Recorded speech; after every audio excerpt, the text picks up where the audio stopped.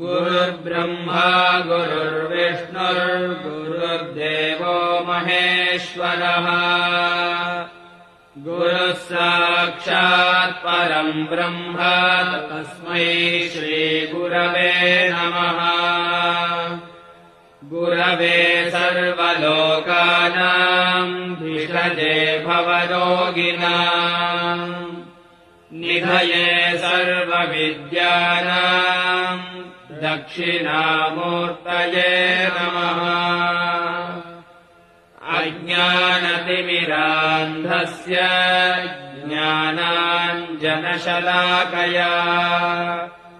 चक्षुरुन्मीलितम् येन तस्मै श्रीगुरवे नमः।